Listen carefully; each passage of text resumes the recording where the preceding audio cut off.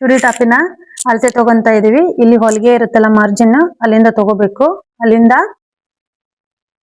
ಈ ಕಡೆವರೆಗೂ ತಗೋಬೇಕು. 18 ಇದೆ.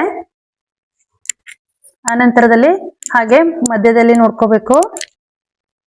16 ಇದೆ. ಹಾಗೆ ಕೆಳಗಡೆ ಓಪನ್ ಇರುತ್ತಲ್ಲ, ಅಲ್ಲಿಂದ ಅಳತೆ ನೋಡ್ಕೋಬೇಕು. ಅಲ್ಲಿಗೆ 21 ಇದೆ.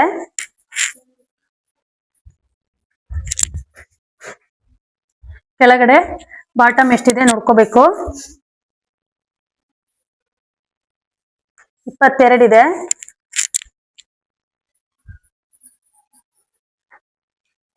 ಭುಜ ನೋಡ್ಕೋಬೇಕು. 15 ಇದೆ ಭುಜ.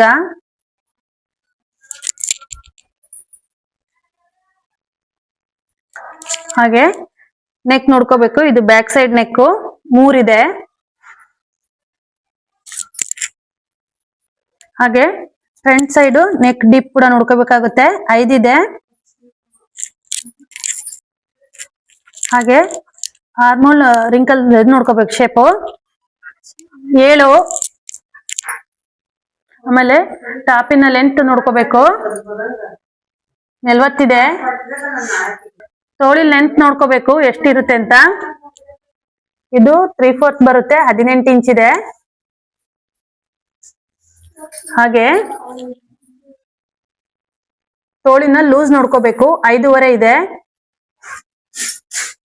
ಹಾಗೆ ಇಲ್ಲಿ ತೋಳ ಹತ್ರ ನೋಡ್ಕೋಬೇಕು ಎಷ್ಟಿದೆ ಅಂತ. 8 ಇದೆ.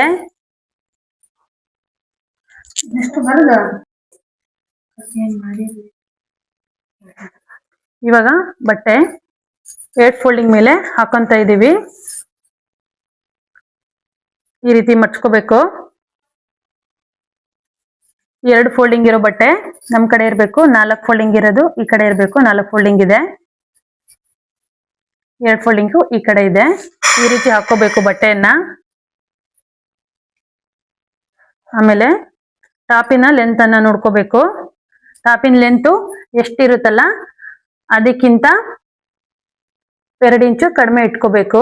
ಫೋಲ್ಡಿಂಗಿಗೆ 40 ಇದೆ. ನಾನು 40 ಇಟ್ಕೊಂಡಿದ್ದೀನಿ. ಇದನ್ನ ಫೋಲ್ಡಿಂಗ್ ಅನ್ನ ಸ್ವಲ್ಪ ಜಾಸ್ತಿ ಮಾಡಿಸ್ತೀನಿ ನಾನು, ಅವಾಗ ಸರಿ ಬರುತ್ತೆ.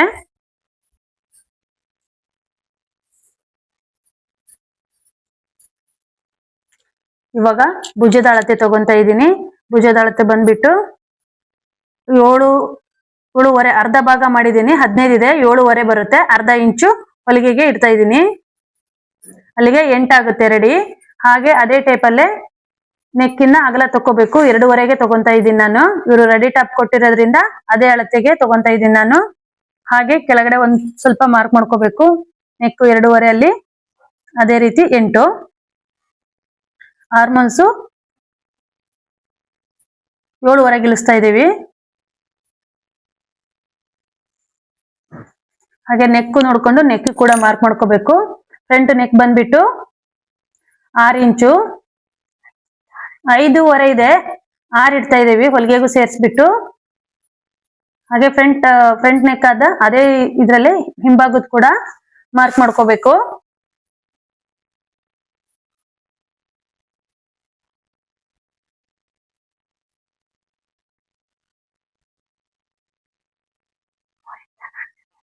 ಮೂರಿದೆ. 4 ಇಡ್ತಾ ಇದೀವಿ. ಈಗ ಹಿಂಭಾಗ ಮುಂಭಾಗ ನೆಕ್ಕು ಮತ್ತೆ ಶೋಲ್ಡರ್ ಆಯ್ತು. ಇವಾಗ ಎದೆ ಸುತ್ತಳತೆ ಇಡ್ತಾ ಇದೀವಿ. ಭುಜದಿಂದ ಎದೆ ಸುತ್ತಳತೆಗೆ ಒಂದು ಮಧ್ಯದಲ್ಲಿ ಒಂದು ಮಾರ್ಕ್ ಮಾಡ್ಕೋಬೇಕು 9 ಇಂಚಿಗೆ. ಹಾಗೆ ಬಂದ್ಬಿಟ್ಟು ಸೊಂಟಕ್ಕೆ 14.5 ಬರುತ್ತೆ. ಹಾಗೆ ಕೆಳಗಡೆ ಬಂದ್ಬಿಟ್ಟು ಸೈಡ್ ಓಪನ್ ಬಂದ್ಬಿಟ್ಟು 20 20ಕ್ಕೆ ಒಂದು ಮಾರ್ಕ್ ಮಾಡ್ಕೊಂತ ಇದ್ದೀನಿ.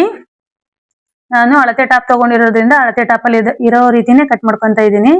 ಎದೆ ಸುತ್ತಳತೆ ಬಂದ್ಬಿಟ್ಟು 18 ಇದೆ. 18 ಅರ್ಧ ಅಂದ್ರೆ 9 ಆಗುತ್ತೆ.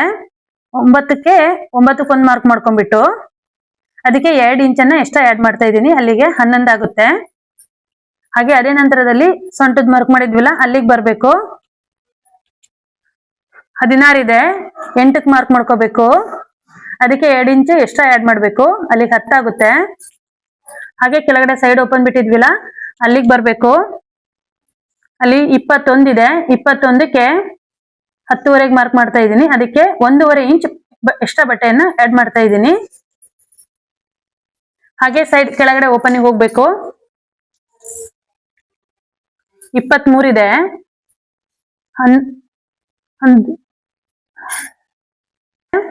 12ಕ್ಕೆ 1 ಇಂಚು ಆಡ್ ಮಾಡ್ತಾ ಇದ್ದೀನಿ. 13 ಆಗುತ್ತೆ ಟೋಟಲ್ ಫೋಲ್ಡಿಂಗಿಗೆ ಅಂತ ಅಂದ್ಬಿಟ್ಟದು. ಮುಂಭಾಗಕ್ಕೆ 1/2 ಇಂಚು ಒಳಗೆ ತಗೊಂತಾ ಇದ್ದೀನಿ ಆರ್ಮಲ್ ಶೇಪಿಗಾಗಿ. ಅವಾಗ ಕಂಕುಳ ಭಾಗದಲ್ಲಿ ರಿಂಕಲ್ಸ್ ಬರೋದಿಲ್ಲ, ಅದಕ್ಕೆ ಒಂದು ಶೇಪ್ ಕೊಡ್ಬೇಕು.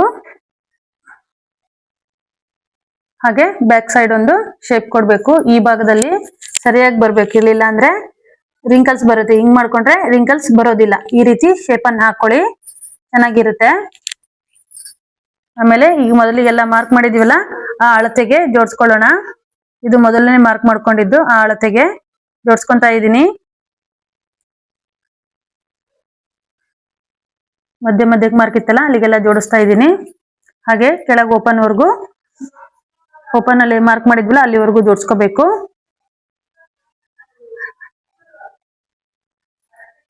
ಮಾರ್ಕನ್ನ ಜೋಡಿಸ್ಕೋಬೇಕು.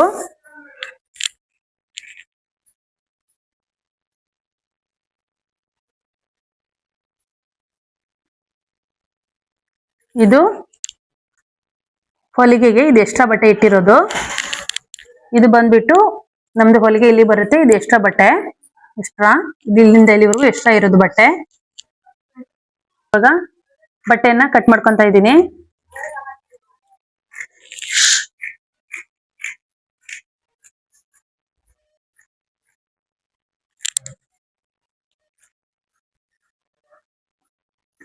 ಅಳತೆಗೆ ಮಾರ್ಕ್ ಮಾಡಿರ್ತಾವಲ್ಲ ಆ ಭಾಗಕ್ಕೇನೆ ಕಟ್ ಮಾಡ್ಕೋಬೇಕು.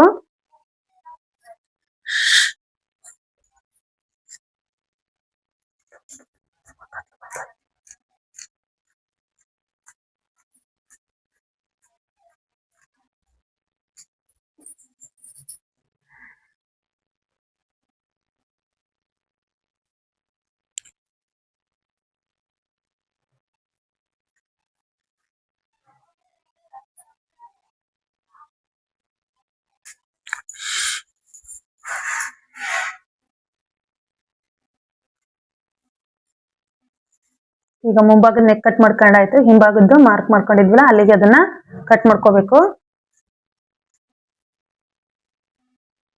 ಇವಾಗ 2 ಭುಜ ಜಾಯಿಂಟ್ ಇತ್ತಲ್ಲ ಅದು ಓಪನ್ ಇರೋದನ್ನ ಕಟ್ ಮಾಡ್ತಾ ಇದ್ದೀನಿ.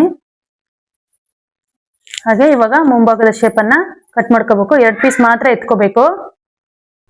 ಯಾರಾದರೂ ಫಸ್ಟ್ ಟೈಮ್ ನನ್ನ ಚಾನಲ್ನ ನೋಡ್ತಾ ಇದ್ದರೆ ಪ್ಲೀಸ್ ಸಬ್ಸ್ಕ್ರೈಬ್ ಮಾಡ್ಕೊಳ್ಳಿ, ಲೈಕ್ ಮಾಡಿ, ಶೇರ್ ಮಾಡಿ, ಫ್ರೆಂಡ್ಸ್ ಆ್ಯಂಡ್ ಫ್ಯಾಮಿಲಿಗೆ ಶೇರ್ ಮಾಡಿ.